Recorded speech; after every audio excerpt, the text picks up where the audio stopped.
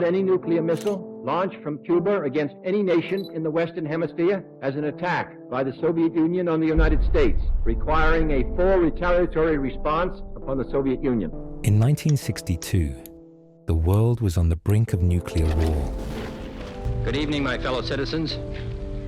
This government, as promised, has maintained the closest surveillance of the Soviet military buildup on the island of Cuba. Within the past week, unmistakable evidence has established the fact that a series of offensive missile sites is now in preparation on that imprisoned island. The United States and the Soviet Union were engaged in a critical standoff that had the potential to change history. This event is known as the Cuban Missile Crisis. Together we shall save our planet, or together we shall perish in its flames. The Cold War was at its peak.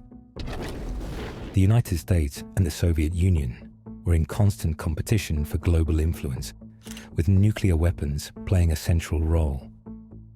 After the failed Bay of Pigs invasion in 1961, the Cuban revolutionary government has no reason to offer explanations to America or to anyone except the people of Cuba.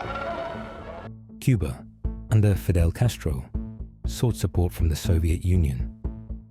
La revolución cubana fue posible. Кубинская революция стала возможной. Porque mucho antes hubo. In response, the Soviet Union, led by Nikita Khrushchev, transported nuclear missiles to Cuba, just 90 miles from US shores. The deployment was intended to counterbalance US missiles located in Turkey and Italy, aimed at the Soviet Union.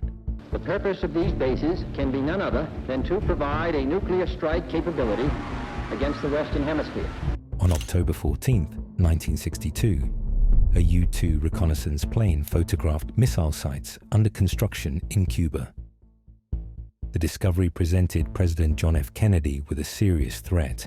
The characteristic of these new missile sites indicate two distinct types of installations. Several of them include medium-range ballistic missiles capable of carrying a nuclear warhead for a distance of more than 1,000 nautical miles. Soviet missiles capable of reaching almost any location in the United States. Tensions rapidly escalated in Washington, and military advisors debated potential responses. Kennedy and his advisors, known as ExComm, considered several responses, taking no action, negotiating, imposing a blockade, or initiating an invasion. Each option posed significant risks and required swift decision-making. Ultimately, the blockade option, or quarantine, was chosen to prevent escalation while still exerting pressure on the Soviet Union. On October 22nd, Kennedy addressed the nation.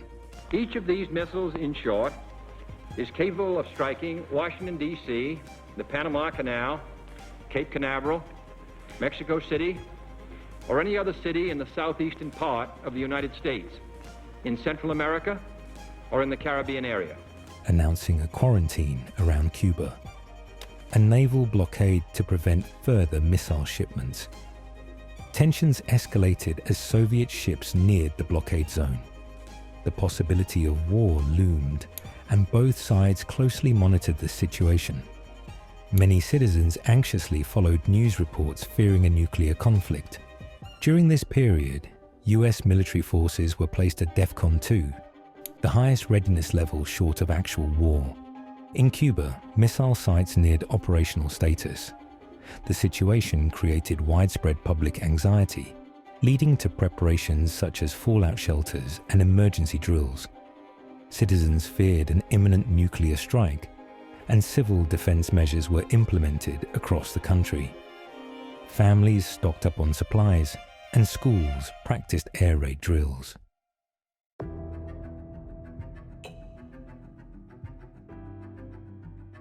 Negotiations continued behind closed doors. The US demanded the removal of missiles from Cuba. The Soviet Union sought assurances that the US would not invade Cuba. A secondary condition was also proposed: the withdrawal of US missiles from Turkey. Meanwhile, Soviet commanders in Cuba were authorized to launch a strike if an invasion occurred, heightening the risk of catastrophic conflict. The pressure on both leaders to find a peaceful solution was immense. Eventually, a resolution was reached. Khrushchev agreed to remove the missiles from Cuba. In exchange, the US pledged not to invade Cuba and secretly agreed to withdraw missiles from Turkey. The crisis was resolved without military conflict. Kennedy's careful handling of the situation was widely praised. While Khrushchev faced criticism from his own government, the resolution was seen as a victory for diplomacy over war. The Cuban Missile Crisis underscored the dangers of nuclear confrontation. As a result, direct communication channels, such as the hotline between Washington and Moscow, were established to prevent future crises. It also paved the way for arms control agreements, including the Nuclear Test Ban Treaty of 1963. History is made again in an historic room of the White House. Members of the Congress and the administration gather for the signing of the momentous Nuclear Test Ban Treaty. Further measures to limit nuclear proliferation were considered in the following years. The crisis highlighted the critical role of diplomacy, intelligence, and communication in global conflict management. It remains a key case study in international relations and crisis resolution. Military and political leaders have continued to study the event to understand how to de-escalate future tensions. I take the threat very seriously. I take the fact that he develops weapons of mass destruction very seriously. The lessons learned influenced US foreign policy for decades to come. The lessons of the Cuban Missile Crisis are still relevant today. They emphasize the necessity of strategic patience and negotiation in maintaining global stability. In a world where nuclear weapons still exist, understanding the past is crucial to preventing future conflicts.